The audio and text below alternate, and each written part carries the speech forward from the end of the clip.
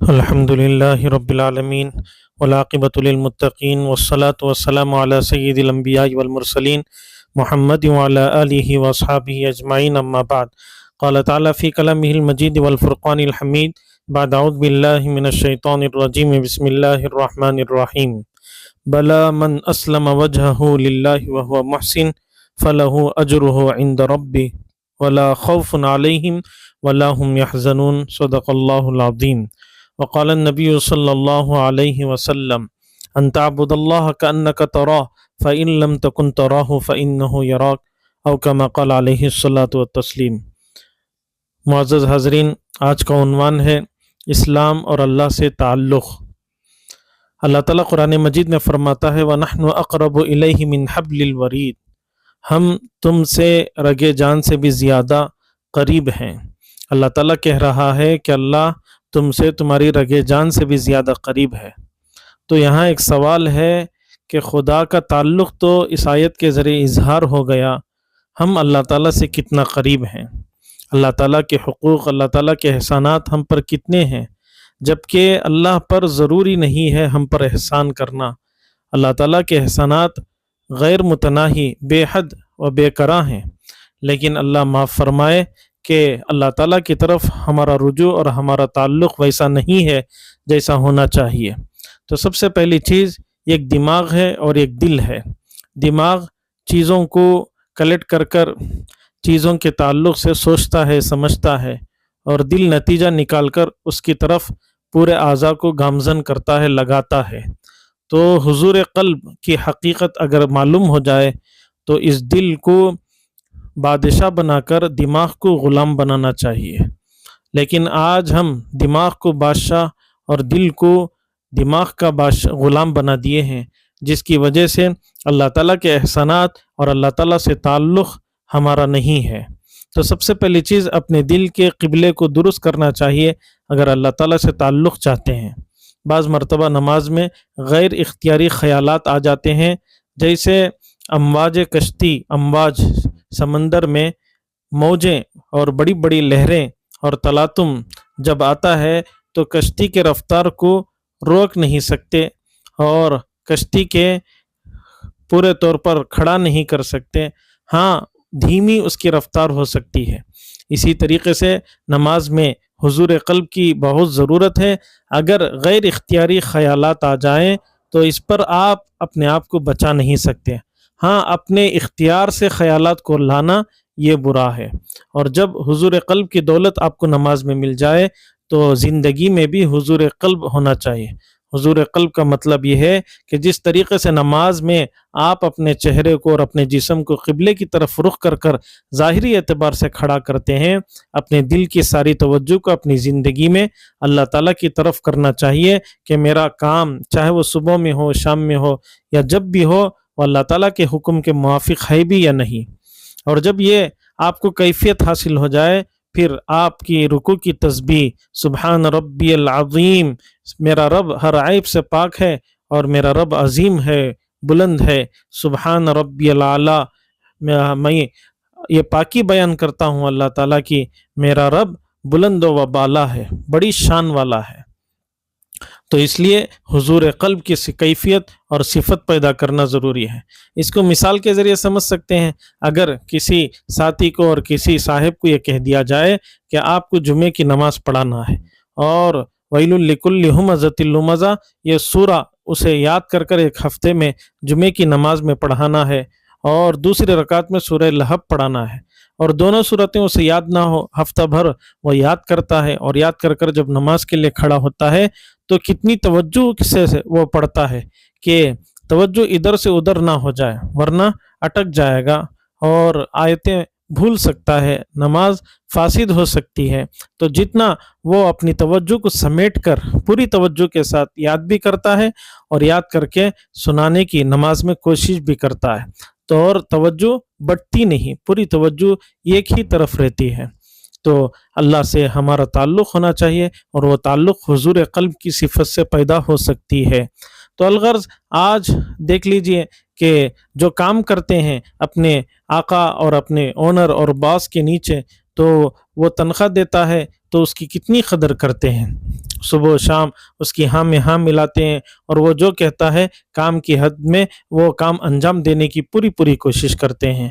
اللہ تعالیٰ تنخواہ دینے والے اونر سے زیادہ ہے، اور تمہارے اونر اور تنخواہ دینے والے سے بھی بڑا خدا ہے، اور اس کو پیدا کرنے والا بھی خدا ہی ہے۔ تو ہم اللہ تعالیٰ کی کتنی قدر کر رہے ہیں؟ کیا اپنے اونر اور باس سے زیادہ اللہ کی قدر ہے یا نہیں؟ یہ فیصلہ مجھے اور آپ کو کرنا چاہیے۔ اللہ تعالیٰ کی کروڑوں نعمتیں کتنی ایسی ہیں جس کا ہم نعمتوں کا حساب نہیں دے سکتے، حق ادا نہیں کر سکتے۔ یہ ایک آنکھ، اگر کوئی کہے کہ میری ایک آنکھ نہیں دکھ رہی ہے، تمہاری آنکھ دے دو، میں 100 روپے دوں گا، تو کیا کوئی عقل مند سے عقل مند آدمی یا بیوقوف سے بیوقوف آدمی اپنی آنکھ کو دے سکتا ہے؟ ہرگز بھی نہیں، وہ بھی 100 روپے میں نہیں، لاکھوں کروڑوں روپے لگ جاتے ہیں۔ اللہ تعالیٰ کی ایک نعمت کی اتنی بڑی قدر ہے، تو ہمارے جسم میں اللہ تعالیٰ نے نعمتوں کی بھرمار کر دی ہے، بارش کر دی ہے، تو یہ تو اللہ تعالیٰ کی دولت ظاہری ہے۔ تو اس نعمت کو سوچنا چاہیے کہ اللہ تعالیٰ نے ہم پر نعمتوں کی برسات اور بارش کر دی ہے، پھر آپ کو حضور قلب اور اللہ تعالیٰ سے تعلق پیدا ہوگا۔ تو اس کا طریقہ ظاہری نعمتوں کو بھی سوچنا چاہیے اور اللہ تعالیٰ کا شکر ادا کرنا چاہیے۔ اور باطنی دولت کیا ہے؟ باطنی دولت اور باطنی نعمتوں سے بھی اللہ تعالیٰ نے نوازا ہے۔ اس کو ایک واقعے کے ذریعے سمجھ سکتے ہیں کہ ایک بادشاہ تھا، باز پرندے کا شکار کیا تھا اور اسے اپنے پاس پالا پوسا، اور ایک مرتبہ وہ اڑ گیا، اور جیسے ہی اڑنا تھا تو بادشاہ نے آرڈر دیا کہ شہر کے جو بڑے صدر دروازہ اور پھاٹک ہوتے ہیں اسے بند کر دیا جائے تاکہ باز پرندہ اڑ نہ سکے، باہر نہ جا سکے۔ اب یہ بات جب ایک عقل مند کو معلوم ہوئی کہ دروازے سارے، صدر دروازہ مین گیٹ جو ہوتا ہے وہ بند کر دیا گیا ہے، اور اس کی وجہ اور ریزن یہی ہے کہ باز پرندہ وہ اڑ کر جا سکتا ہے، عقل مند آدمی نے کہا کہ اللہ تعالیٰ نے کیسے بے وقوف انسان کو بادشاہت دے دی کہ باز پرندہ وہ اڑ کر بھی جا سکتا ہے، دروازہ بند کرنے کی کیا ضرورت ہے؟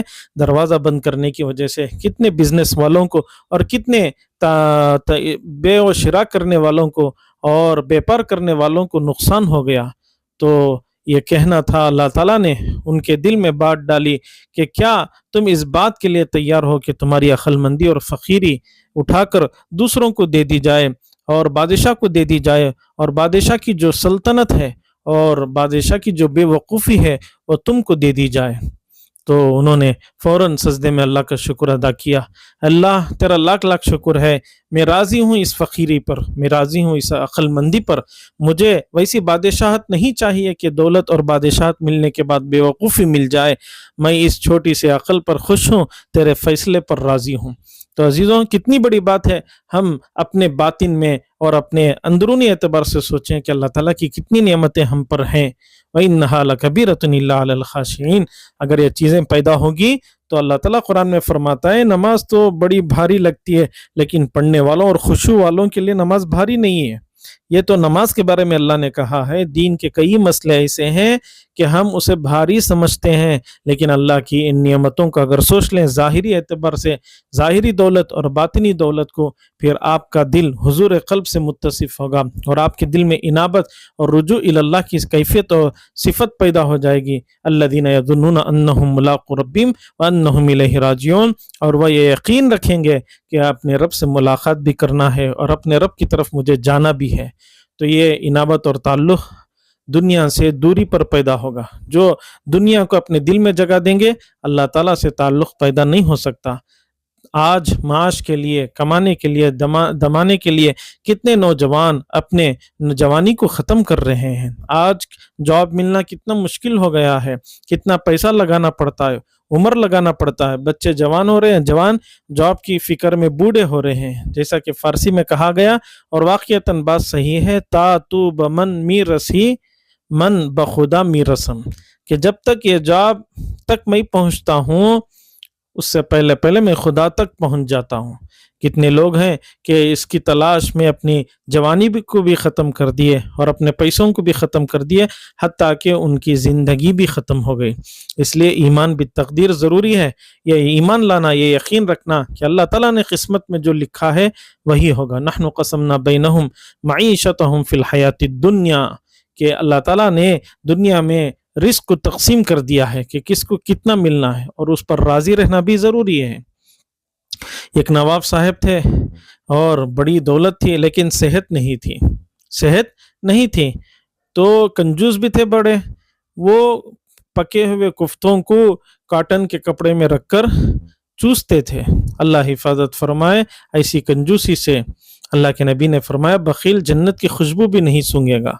الغرض ایک مرتبہ اس کی نظر پڑی اس نواب کی کہ ایک کلہاڑی لے کر محنت کرنے والا مزدور کسان، وہ تھکا ماندہ پسینے سے شرابور تھا، پسینے میں ڈوبا ہوا تھا. وہ اپنا ایک کپڑا نکالا، اس میں چند روٹیاں تھیں اور پیاز کاٹا اور کاٹ کر روٹی اور پیاز ملا کر کھا رہا تھا. سالن کچھ نہیں تھا. پھر اس کے بعد کھانے کے بعد پیٹ بھر کر وہ آرام سے سو گیا. میٹھی نیند لے رہا تھا، خراٹے مر رہا تھا. نواب صاحب کی یہ نظر پڑی اور اللہ تعالیٰ کا انہوں نے شکر ادا کیا. اے اللہ میں تیرے سے یہ مانگتا ہوں کہ یہ مجھے صحت دے دے اور مجھے یہ فقیری دے دے اور یہ دولت اسے دے دے. تو صحت کا ملنا اور میٹھی نیند کا ملنا کتنی بڑی دولت ہے. اللہ تعالیٰ کی تقسیم پر ہم کو راضی رہنا چاہیے. دنیا کی دولت ہی سب کچھ نہیں ہوتی. تو الغرض یہ بات آئی کہ اللہ تعالیٰ کی شکر گزاری سے انابت کی دولت مل سکتی ہے، اور اسی طریقے سے دنیا اگر دل میں آ جائے تو اللہ تعالیٰ سے تعلق پیدا نہیں ہو سکتا. اور تیسری چیز ہے علماء سے محبت اور علم سے محبت. سیکھنے کی طرف آپ کا شوق ہونا چاہیے. آپ کو معلوم ہوگا علم ہی سے اللہ تعالیٰ کی معرفت حاصل ہوگی. اللہ تعالیٰ کا علم ہوگا کہ اللہ تعالیٰ کتنے بڑے ہیں. اور اگر آپ عالم نہیں بن سکتے تو علماء سے آپ کا تعلق بہت ضروری ہے. ہر چیز کا ماہر جو ہوگا اسی سے سیکھنا پڑے گا. آج اللہ حفاظت فرمائے ہم نے دین کو کھلونا بنا دیا. علماء کو رائے دیتے ہیں، اللہ کے دین میں ہم رائے دیتے ہیں، اللہ کو رائے دیتے ہیں ایسا ہونا تھا ویسا ہونا تھا. جیسے ایک مثال دی جاتی ہے کہ پانی میں مائکروسکوپ کے ذریعے سے اگر دیکھا جائے تو کروڑوں کیڑے دکھتے ہیں. پھر یہ خطرہ لیا جائے تو اس میں لاکھوں کے کیڑے نظر آتے ہیں. ان لاکھوں کے کیڑوں میں ایک قطرے میں جتنے کیڑے ہوتے ہیں اس میں ایک کیڑے کو اللہ بات کرنے کی طاقت دے دے اور وہ ایک کیڑا پانی کو کہاں لگانا ہے وہ رائے دینے لگے تو کیا ہم اس کی بات مانیں گے؟ اللہ کی نظر میں ہماری کوئی اوقات نہیں، کوئی حیثیت نہیں. ہم نے دین کو نہیں پڑھا، جانا نہیں. ہم کو قرآن کیا حدیث کیا پتہ نہیں، مسائل کیا پتہ نہیں. ہم دین کے بارے میں کمنٹمنٹ کرتے ہیں، ہم دین کے بارے میں اسٹیٹمنٹ دیتے ہیں کہ ایسا ہونا چاہیے تھا ویسا ہونا چاہیے تھا. علمان الحفیظ ہم اللہ تعالیٰ کو کیسے رائے دے سکتے ہیں؟ ہم علماء کو علم کے بارے میں دین کے بارے میں کیسے رائے دے سکتے ہیں؟ 20-25 سال انہوں نے کھپایا، اور جب آپ کے دل میں علماء کی قدر نہیں، علم کی قدر نہیں، تو اللہ تعالیٰ کی بھی قدر نہیں ہو سکتی. اللہ تعالیٰ سے آپ کا تعلق اور رجوع پیدا نہیں ہو سکتا. ہاں یہ سوال پیدا ہوتا ہے کہ دیندار لوگوں کے پاس دنیا کم ہوتی ہے، تو اس کا جواب یاد رکھیں کہ دنیا ہی کا ملنا سب کچھ نہیں ہے. ایک شخص ہے پوری کی پوری دولت ہے، گھر ایئر کنڈیشن اور کاری، اور اسی طریقے سے کار بھی موجود ہے، گاڑی بھی موجود ہے، بینک بیلنس بھی موجود ہے، سب کچھ موجود ہے، اور دنیا کی ہر چیز، دنیا کی دولت ریل پھیل بھی ہے. لیکن یاد رکھیے اس شخص کے پاس موت انتظار کر رہی ہے. اب تب میں مرنا ہے یا موت کا آرڈر آ گیا کہ پھانسی کی سزا دی جائے، تو سوچئے کیا وہ ساری کی ساری دولت اسے سکون پہنچا سکتی ہے؟ ہرگز بھی نہیں. دوسرا شخص کچھ بھی نہیں، جھوپڑی میں رہتا ہے لیکن کھانے کے لیے کھانا ہے، تو یاد رکھیے کہ اس کے پاس نہ رہ کر سب کچھ ہے، سکون موجود ہے. تو اللہ سے یہی مانگنا چاہیے. اگر آپ اللہ تعالیٰ سے تعلق چاہتے ہیں تو اپنے آپ کو دین سے لگانا چاہیے، دین سے جوڑنا چاہیے. اللہ قرآن میں فرماتا ہے من کان یرید العاجلۃ عجلنا له فیہا ما نشاء لمن نرید ثم جعلنا له جہنم یصلاها مذموما مدحورا ومن اراد الآخرۃ وسعى لها سعیها وهو مؤمن فاولئک کان سعیهم مشکورا. کہ ایک طرف ہے دنیا والا، ایک طرف ہے آخرت والا، ایمان والا، کہ جو دنیا کہتا ہے اتنا ہی ملتا ہے جتنا اللہ چاہتے ہیں، اور آخرت اور مرنے کے بعد تو جہنم اس کے لیے طے. اور جو دین کہتا ہے، آخرت کہتا ہے، اللہ کہتا ہے، تو اللہ تعالیٰ اس کی کوشش کو ایمان والے ہونے کی وجہ سے قدردانی سے اس کی کوشش کا بدلہ دیں گے. تو یہ مطلب ہے آیت کا. اور اگر آپ اللہ تعالیٰ سے تعلق چاہتے ہیں تو موت کا ڈر دل سے نکال دینا چاہیے، کتنے لوگ ہیں کہ موت سے بہت ڈرا کرتے تھے۔ ایک بادشاہ کے دروازہ جہاں سے جنازے لے کر جاتے تھے، اس دروازے کا نام موت کا دروازہ نہیں رکھا گیا ڈر کی وجہ سے، بلکہ خضر دروازہ رکھا گیا تھا نام۔ 2-3 لطیفے ذہن میں آ رہے ہیں، انشاءاللہ اس کے ذریعے سے معلوم ہوگا کہ کس طریقے سے موت مانگتے ہیں لوگ لیکن موت سے بڑا ڈرا کرتے ہیں۔ ایک بوڑھی عورت تھی اور پریشانی کی وجہ سے فجر کی نماز کے بعد وہ دعا کرنے لگی، اے اللہ مجھے موت دے دیجیے، میں پریشان نہ ہو گئی ہوں، میں تنگ آ گئی ہوں زمانے سے۔ اب اس کو دعا کرنا تھا، اور دعا کے بعد جب رات ہوئی اور اس کی ایک گائے تھی اس نے پالی تھی، اور وہ گائے کسی گھر میں قریب کے گھر میں پتیلے میں کچھ رکھا ہوا تھا، تو اپنے منہ کو ڈال کر وہ کھانے لگی، تو جو برتن تھا پتیلا تھا وہ اس کے منہ سے نہیں نکلا، وہیں اٹک گیا۔ اور جب وہ گھر کو آئی اور سر بھی نظر نہیں آ رہا تھا، یہ بوڑھی عورت باہر نکلی، فوراً اس پر نظر پڑتے ہی وہ چیخنے لگی، چلانے لگی کہ اسرائیل اتنا جلدی آ گئے کیا، آؤ اندر، میری بیٹی یہاں سوئی ہوئی ہے، اس کی روح کو قبض کر لو۔ تو دیکھیے موت کا ڈر کتنا ہوتا ہے۔ رأس کلی خطیہ، آج دنیا والے ہر برائی کی جڑ موت کو سمجھتے ہیں کہ موت آئی تو ایسا ہو گیا، ویسا ہو گیا، برا ہو گیا۔ موت تو اللہ سے ملانے والی ہوتی ہے، موت تو اللہ سے ملاقات کرانے والی ہوتی ہے۔ اسی طریقے سے قریہ کا واقعہ ہے کہ ایک بوڑھی عورت تھی اور اس کی بیٹی کا انتقال ہوا۔ انتقال تو نہیں ہوا بلکہ بیمار تھی، بے ہوش ہو گئی، اور وہ عورت سمجھ گئی کہ اس کا انتقال ہی ہو گیا۔ اب سارے لوگ جمع ہوئے اور نہلائے اور کفن پہنا دیا گیا۔ اب انتظار میں تھے کہ مسجد کو لے کر جائیں گے، لیکن اس سے پہلے وہ اٹھ کر بیٹھ گئی، اور جیسے اٹھنا تھا، ہوشیار ہونا تھا، تو یہ بوڑھی عورت تل ملا گئی اور مارے ڈر کے فوراً وہاں گاؤں کے جو عامل صاحب اور حضرت تھے ان کے پاس پہنچی، اور پہنچ کر کہنے لگی کہ مردہ اڑ گیا ہے، آپ کوئی تعویذ دے دو کہ وہ مر جائے۔ تو لوگوں کو بڑا ڈر رہتا ہے کہ کہیں موت نہ آ جائے، خوف طاری رہتا ہے، اور موت سے انسان بڑا ڈرا کرتا ہے۔ ہاں، اللہ سے تعلق پیدا ہو جائے تو اللہ تعالیٰ سے تعلق کی بنیاد پر انسان ڈرتا نہیں بلکہ موت کو فیس کرتا ہے، اور آسان کی موت اللہ تعالیٰ سے مانگتا ہے۔ اسی طریقہ کا ایک لطیفہ لکھا ہوا ہے کتابوں میں کہ ایک سفیر صاحب تھے چندہ کرنے والے، کہ ایک قریے میں گئے، بڑی ٹھنڈ تھی، کمر توڑ دینے والی ٹھنڈ تھی۔ اب اس کے بعد وہ قریے میں گئے، دیکھے کہ بڑا سناٹا ہے، اور رات میں ایک جنازہ دفن کر کے وہ مسجد کے امام صاحب کی جگہ اس جنازے کے ڈبے کو رکھ دیے تھے۔ اب یہ سفیر صاحب مسجد میں داخل ہوئے اور اندر جا کر دیکھا تو بہت فرش بھی ٹھنڈا ہے، تو سوچنے لگے کہ کیوں نہ یہ پلنگ جیسا ہے اسی میں آرام کر لوں، اور جب مؤذن صاحب آئیں گے تو میں اٹھ جاؤں گا۔ لیکن نیند کی گہرائی کی وجہ سے وہ اتنا میٹھی نیند سو گئے کہ امام صاحب اذان بھی ہو گئی اور امام صاحب بھی آئے، اور گاؤں والے بھی فجر کی نماز کے لیے سنتیں پڑھ کر امام صاحب اللہ اکبر کہیں، رکعت باندھے، سورہ فاتحہ پڑھ رہے ہیں، اسی دوران اس جنازے کے ڈبے سے وہ سفیر صاحب آواز سن کر اٹھنے لگے۔ جیسے ہی ان کا اٹھنا تھا، امام صاحب بھی ادھر سے ادھر بھاگنے لگے، پھر سارے مقتدی حضرات دروازے کی طرف بھاگنے لگے، اور تھوڑے ادھر دیوار ادھر کی دیوار سے ٹکرا کر ایک دوسرے سے ٹکرا کر بے ہوش ہو گئے۔ تو انسان کو موت کا ڈر کتنا رہتا ہے۔ تو اس لیے معزز حاضرین، اس بات کو ذہن میں رکھیے کہ مرنا تو ہے ہی، موت سے کبھی ڈرنا نہیں، اور اللہ تعالیٰ سے جب تعلق پیدا ہوگا تو موت سے انسان نہیں ڈرے گا بلکہ ہمت۔ تلک امانیہم قل ہاتوا برہانکم ان کنتم صادقین، اللہ تعالیٰ فرما رہے ہیں یہود و نصارہ کی یہ امیدیں ہیں، آرزویں ہیں، اور اللہ تعالیٰ قرآن میں فرماتا ہے کہ یہ کہتے ہیں کہ جنت ہماری ہے، ان کو کہو کہ مر کر تو دکھائیں، موت پیاری کہتے ہیں لیکن مر کر تو دکھائیں، ان کے دل میں جینے کی بڑی آس ہوتی ہے۔ تو الغرض اللہ حفاظت فرمائے، ہم نے کلمہ لا الہ الا اللہ محمد الرسول اللہ تو پڑھ لیا، لیکن اس کے تقاضوں پر چلنا بہت بڑی بات ہے۔ ایک گاؤں میں بہت بڑا قصہ ہو گیا، نکاح تو ہوا لیکن چند مہینوں کے بعد وہ شوہر خلا کا تقاضا کرنے لگا۔ جب بڑے بڑے لوگ جمع ہوئے، نکاح پڑھانے والے امام صاحب بھی جمع ہوئے، اور پوچھا کیا مسئلہ ہے، تو اس نے کہنے لگا کہ دیکھو مسئلہ یہ ہے کہ میں نے قبول ہے 3 مرتبہ کہا تھا، لیکن میں نے اسے قبول کیا تھا، یہ دن بھر مہینے بھر اس کے ڈیمانڈس اور اس کے تقاضے اور پیسوں کے تعلق سے اور کپڑوں کے تعلق سے ہر اعتبار سے خرچے ہی خرچے، میں نے تو صرف اسے قبول کیا تھا، اس کی مانگیں اور اتنی ساری چیزیں میں نے اس کو کب قبول کیا تھا؟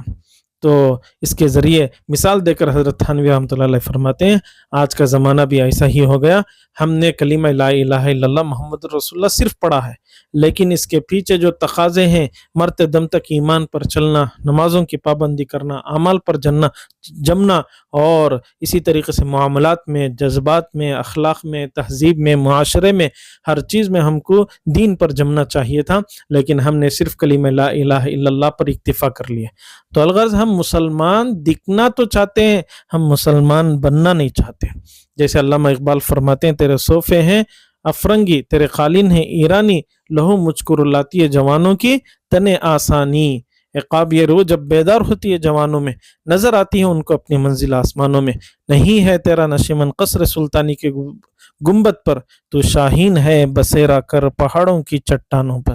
تو جب یہ چیز پیدا ہوگی کہ مجھے محمد رسول اللہ صلی اللہ علیہ وسلم کے تقاضوں پر اور طریقے پر چلنا ہے اور اللہ کو میں نے قبول کر لیا، اللہ کی بھی مجھے ماننا ہے، نبی کو میں نے قبول کیا، نبی کی بھی ماننا ہے، تو اللہ تعالی ہم سب کو سنی ہوئی باتوں پر عمل کی توفیق نصیب فرمائے اور دین میں خود بینی اور خود رائے سے بچیں، تکبر سے بچیں، ورنہ اللہ تعالیٰ سے تعلق پیدا نہیں ہو سکتا اگر تکبر ہو، اگر خود بینی ہو میں جو بھی کروں وہی صحیح، تو اس صفت کی وجہ سے بھی اللہ تعالیٰ سے تعلق پیدا نہیں ہو سکتا۔